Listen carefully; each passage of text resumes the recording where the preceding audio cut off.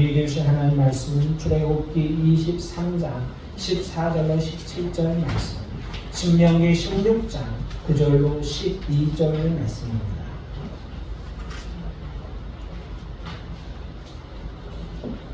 출애굽기 23장 14절로 17절 말씀, 함께 읽습니다. 너는 매년 3번 내게 절기를 지킬지니라. 너는 무교병의 절기를 지켜라. 내가 내게 명령한 대로 바빌론에 정한 때 1회 동안 무교병을 먹을지니 이는 그 달에 내가 애굽에서 나왔습니다. 빈손으로 내 앞에 나오지 말지니라. 맥주를 지켜라. 이는 내가 수고하여 밭에 뿌린 것에 첫 열매를 거두리라. 수장절을 지키라. 이는 내가 수고하여 이룬 것을 연말에 밭에서부터 거두어 저장함이니라. 내 모든 남자는 매년 3번씩 주 여호와께 보일지니라. 아멘. 신명기 16장 9절로 12절 말씀입니다. 신명기 16장 9절로 12절 말씀, 한 목소리로 봉독합니다. 7주를 셀지니 곡식의 낫을 댄 첫날부터 7주를 세어 내 하나님 여호와 앞에 7제절을 지키되 내 하나님 여호와께서 내게 복을 주신 대로 내 힘을 내하여 자원하는 예물을 드리고 너와 내 자녀와 노비와 내 성중에 있는 레위인과 및 너희 중에 있는 객과 고와 강과 함께 내 하나님 여호와께서 자기 이름을 두시려고 택하신 곳에서 내 하나님 여호와 앞에서 즐거워할지니라. 너는 애굽에서 종되었던 것을 기억하고 이 규례를 지켜 행할지니라. 아멘. 답이 하는 땅, 이런 말이 있습니다. 먹고 산다는 것은 생존의 절대적인 것이기 때문에 무엇보다 답이 중요하다는 의미로 이런 말을 했습니다. 이 말은 지극히 합당하죠. 먹지 않고 살 수 있는 사람이 없어요. 먹지 않으면 죽게 되고 죽으면 다 무용지물이잖아요. 그래서 답이 하늘일 수 있어요. 근데 먹는 문제가 해결이 되면 사람들이 좀 다른 데 관심을 갖죠. 우리나라도 이제 먹고 살만하니까 다른 데 관심을 많이 갖죠. 그 중에 하나가 정말 먹는데 관심을 더 많이 갖는 사람들이 있어요. 맛있는 음식, 특별한 음식, 귀한 음식을 찾아다니면서 맛집 기행을 하는 사람들이 있습니다. 요즘 맛집 찾기 쉽죠? 여러분 스마트폰만 들면 맛집 치면 아주 맛집 지도가 나와요. 네, 다른 지역에 가도 충분히 찾을 수 있고 타국, 외국에 가도 검색이 돼요. 그래서 여러분 외국 여행 가도 스마트폰만 잘 잡으면 전혀 걱정할 게 없습니다. 어느 문제도 해결돼요. 왜 스마트폰이 다 해결해줘요. 지도 문제 다 해결해줘요. 잠자는 거 다 해결해줘요. 참 우리가 좋은 세상에 살고 있어요. 근데 정말 먹는 거에 진심인 사람은요, 정말 그 집이 맛집이라면 세상 끝이라도 찾아갈 거예요. 그만큼 먹는 게 진심인 사람들이 있어요. 보리도 먹을거리에 속하죠. 우리나라는 보리 수확량도 줄고 그 다음에 보리 섭취량도 줄어요. 보리가 그렇게 중요한 식재료는 아닙니다. 그러나 이스라엘 백성들에게 있어서 이 보리는 중요한 식재료입니다. 그러므로 그들은 보리를 추수하고 하나님께 제사를 드리는 것을 먹을 것을 주신 하나님께 감사하는 표현이었습니다. 그리고 이것을 맥추절이라고 부르고 또 칠칠절이라고 부릅니다. 하나님은 보리를 추수하고 맥추절을 지키라고 말씀을 하십니다. 근데 그 시점이 언제냐? 그들이 가나안 땅에 들어가서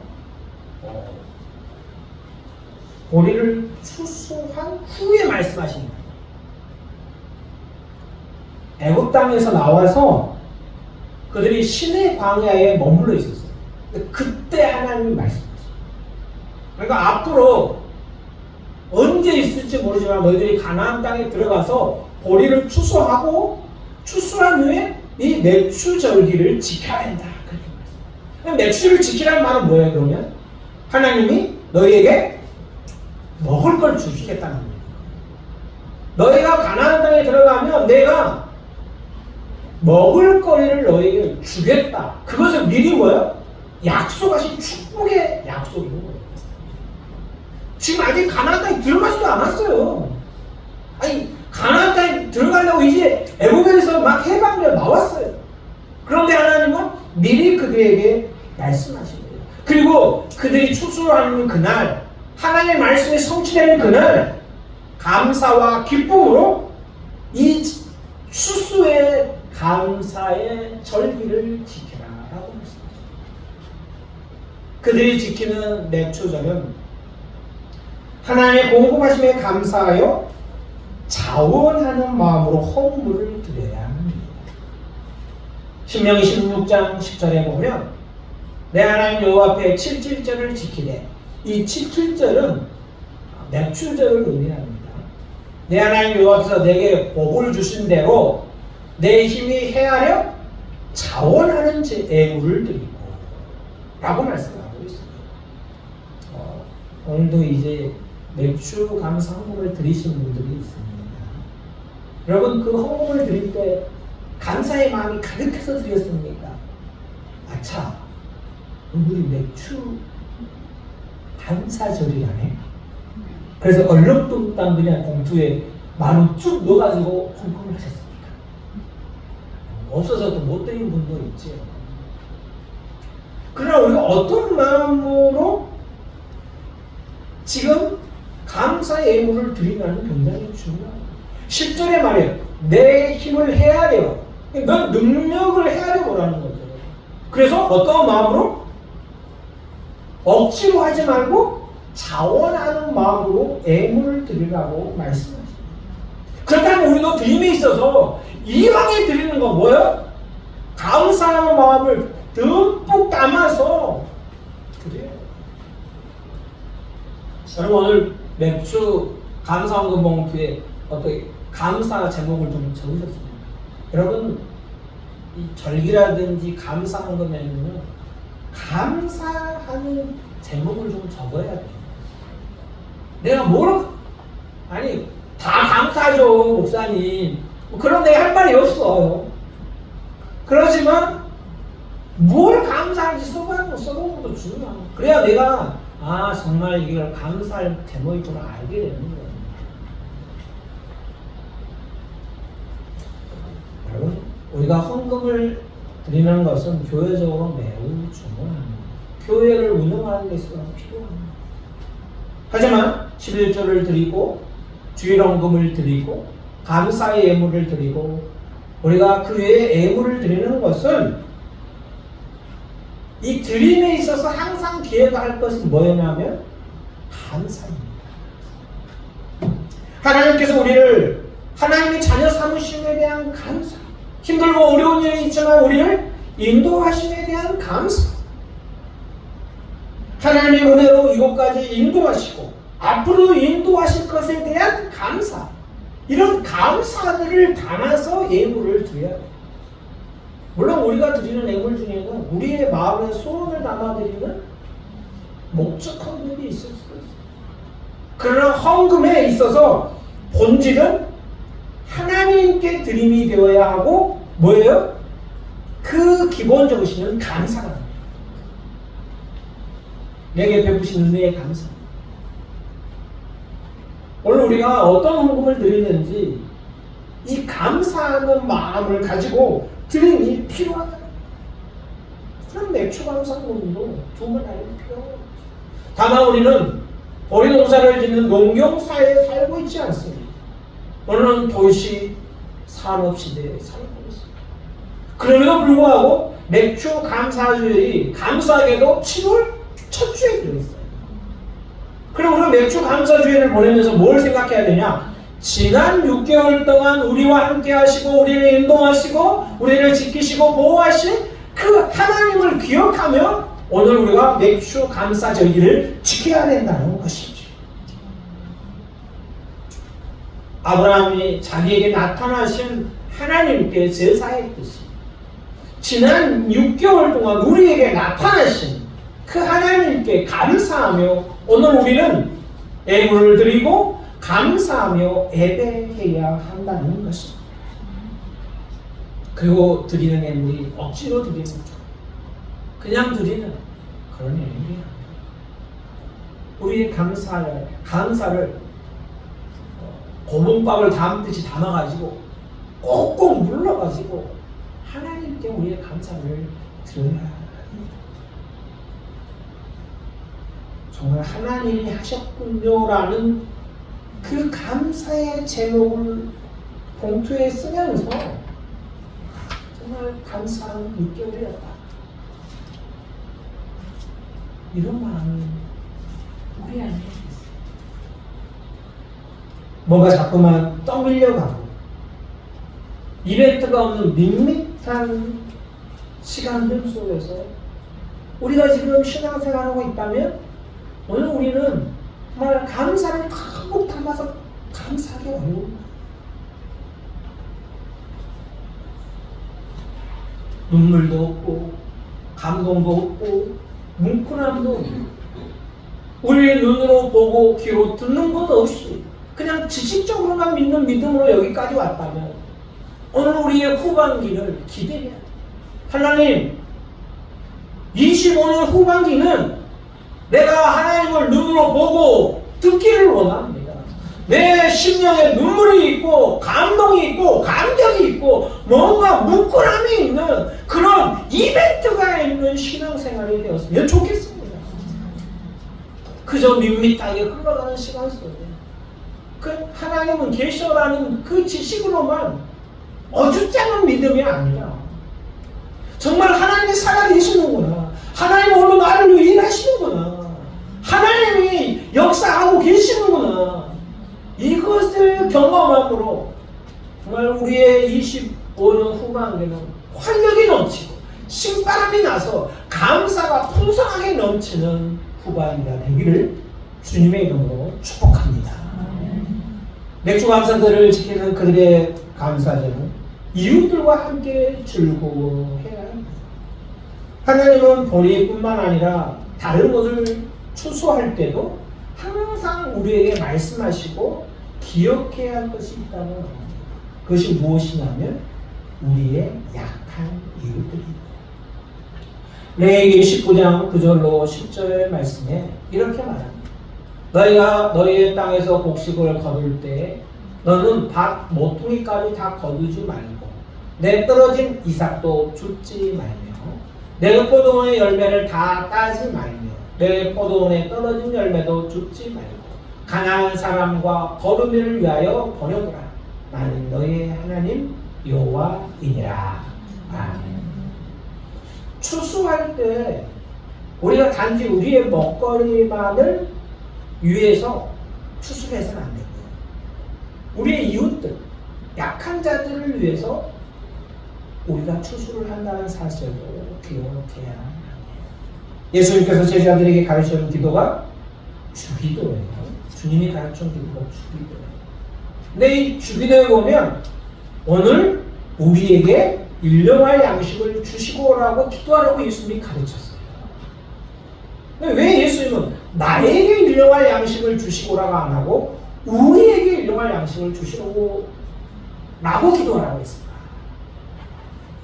그것은 우리가 우리의 일용할 양식을 위해서만 기도하는 것이 아니라 뭐요? 우리의 공동체, 우리의 이웃들을 위해 기도하라는 거예요. 아니, 우리 성도들의 삶에 일용할 양식을 주십시오. 우리 성도들의 가정에 일용할 양식을 주십시오. 그들이 만나는 사람들의 일용할 양식을 우리는 이렇게 기도해야 합니다. 뿐만 아니라 우리가 그 일용할 양식을 뭐요? 나누어야 한다는 의미를 담고 있는 거예요. 그리스도인들은 항상 나 자신만을 생각하는 것이 아니라 다른 사람들을 생각해야 하는 사람입니다. 남을 생각하고 나누는 것, 이게 그리스도인의 덕목이에요. 오늘 신명기 16장 11절에도 이렇게 말씀하시고, 우리 함께 읽어보겠습니다.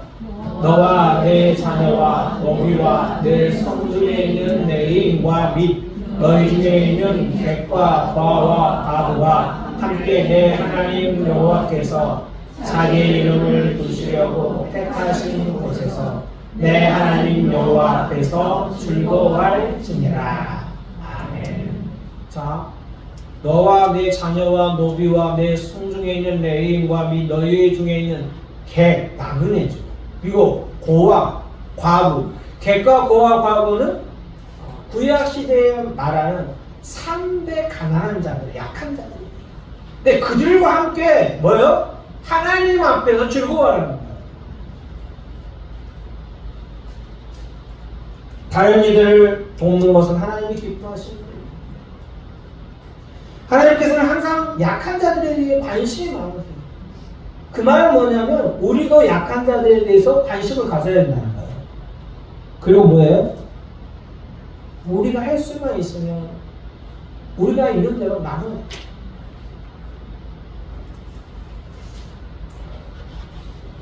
사람들이 그렇게 이야기하더라고요. 야, 너도 남에게 도움을 받으면서 뭘 남을 도와준다고 그러냐? 그렇게 말하는 사람이 있어요. 내가 남에게 도움을 받더라도 뭐예요?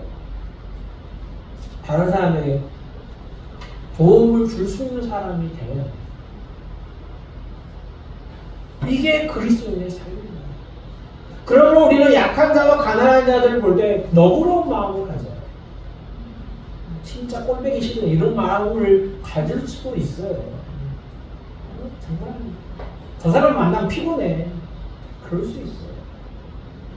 그러나 우리는 가난하고 약한 자들을 사랑하시고 그들에게 관심이 있으시는 하나님을 닮아서 그들에게 너그러워야 되고 우리가 할 수 있는 대로 나눠야 돼요.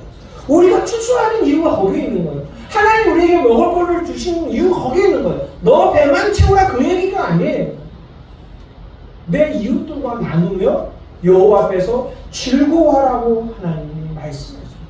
이것이 우리의 맥주제입니다. 이스라엘 백성이 지켰던 맥주절은요, 믿음으로 드리는 감사여야 합니다. 제가 설교를 준비하면서 지난 6개월 동안 뭘 감사할지 감사 제목 한번 찾아봤습니다. 감사 제목 많죠, 여러분? 근데 뭐 구체적으로 뭘 감사하시렵니까? 10가지 써가지고 다음 주에 주보에 제출하세요. 10가지 너무 적은가요? 한 100가지 있어야 되지. 많이 있겠죠. 저는 이제 생각을 해봤는데 갑자기 제가 아파서 병원에 갔습니다. 의사 선생님이 진찰을 한 후에 약을 먹어보라. 그리고 좋아지지 않으면 또 오라고 그랬거든요. 약을 먹었습니다. 효과가 있었을까요? 없었을까요? 효과가 있었어요. 그래서 몸이 회복이 됐어요. 감사하죠. 약을 먹어야 회복이 안 되면 어떻게 되겠어요? 계속 병원에 다녀야 돼요. 계속 병원에 다니면 치료가 안 돼. 그러면 참 곤란해요. 왜 곤란해요? 생활이 곤란해요. 돈이 많이 들어. 그리고 몸이 아프니까 다른 일을 하기가 싫어. 그리고 몸이 아프면 뭐예요? 사람 만나는 것도 힘들어요. 모든 게 다 싫어지는 거예요, 몸이 아프면. 근데 제가 약을 먹고 나았어요. 진짜 감사하죠. 아니, 아파는 병명이 안 나와. 그러니까 약을 못 써. 수술도 못 하는데. 집에 가서 죽을 때까지 그렇게 살아가는 진짜 성가시더라고요. 하나님 또 은혜를 베푸셔서 제가 이제 나았다는 거 얼마나 감사해요. 근데 혹시 치료제도 없고 수술할 수도 없다고 말하면 우리는 어떻게 해야 되죠? 원망하고 불평하고 그래야 됩니까? 아니면 그 가운데서도 하나님께 감사해요. 오늘 우리의 감사가 어떤 감사인지 고민을 해봐야 돼요. 잘 되고 형통하고 평탄하면 감사하고, 안 되고 못하고 망하고 쓰러지고 괴롭고 어려우면 불평하고. 우리의 믿음이, 우리의 감사가 그래야 되겠습니까? 여러분은 지금 어떤 감사와 어떤 믿음을 갖고 있어요? 어떤 목사님이 설교하면서 그러시더라고요. 형통하고 평탄하고 잘 되고 성공할 때만 감사하는 사람은 기복신앙을 하는 거예요. 저도 그렇게 했어요. 힘들고 어려워도 그 속에서 하나님이 우리와 함께 하시고 우리를 지키시고 우리를 보호하시고 우리를 인도하셔서 선한 길로 생명의 길로 인도하실 것이라는 믿음을 갖고 나아가는 것이 우리의 믿음이어야 되고, 그것이 우리의 감사가 되어야 합니다. 참 믿음이 없는 건 제가 믿습니다. 며칠 전에 안 하고 차를 타고 갔습니다. 근데 지금 6시, 저녁 6시 30분에 약속이 있어. 모임이 약속이 있었어요. 그래서 아내에게 그랬어요. 5시 45분에 출발하게요. 근데 6시가 돼야 출발을 했어요. 그러면 이제 6시쯤 되면 차가 어마어마하게 밀리죠. 또 우리 집 주위는 이 지하철 공사를 하는 바람에 얼마나 차가 밀리지 몰랐어요. 운전할 때마다 속에서 좀 여유가 있을 때는 괜찮았는데 시간이 촉박하면 막 화가 나요. 빨리 좀 끝내지. 아직까지 지하철 공사를 하고 있는데 지금 몇 년을 하고 있는 거야. 막 이런 생각이 막 들지만 그래도 목사이니까 잠재우지요. 이제 가다가 막 이 시간까지 못 갈 것 같아요. 그러니까 내가 한마디 했어요. 너무 늦게 출발해서 모임에 늦겠다고. 이 말이 무슨 말일까요? 나 운전이가 준비를 빨리 안 해가지고 지금 늦는단 말이야. 이 말을 돌려한 거야 지금. 근데 그때 극동방송에서 말에 대한 이야기를 합니다. 긍정적인 말을 하고 하나님이 기뻐하시는 민수기에서 말하는 것처럼 하나님 내 말이 내 귀에 들린 대로 행하라고 말씀을 하는 거예요. 근데 또 옆에 있는 사람이 그런 말을 하는 거예요. 아, 불평하지 말고 빨리 도착할 수 있도록 길을 열어주시라고 기도해. 그리고 열심히 가면 되지. 확실히 믿음은 좋아요. 나는 믿음이 없는 거예요. 불평하고 원망하고 근심하고. 여러분 똑같은 사건을 보고도요, 근심하고 걱정하고 염려하는 사람은 감사를 절대 안 하고, 근심과 걱정이 우리를 사로잡아 버리기 때문에 감사를 할 수가 없는 거예요. 그럼 날마다 뭐가 있어요? 불평하고 투덜거리고 원망하고 살아가고. 제가 좀 그래요. 오늘 맥주 감사절을 맞이하면서 우리는 믿음으로 감사하는 것인지 감사할 조건이 있어서 감사하는 게 아닙니다. 사랑하는 여러분, 우리가 감사를 찾고 억지로 감사해야 합니다. 이건 정말 중요한 겁니다. 감사를 훈련되어야 합니다. 하지만 더 중요한 것은 찾고 짜내지 않아도 억지가 안 해도 내 안에서 감사가 솟아나고 모든 상황에서 모든 형편에서 주를 바라보고 하나님을 의지하면서 감사할 수 있는 사람이 되어야 한다는 거죠. 25년 후반기입니다. 범사에 감사라는 그 말씀, 우리의 말씀에 대해서 풍성하게 감사하는 우리 모두가 되기를 주님의 이름으로 축복합니다. 아멘.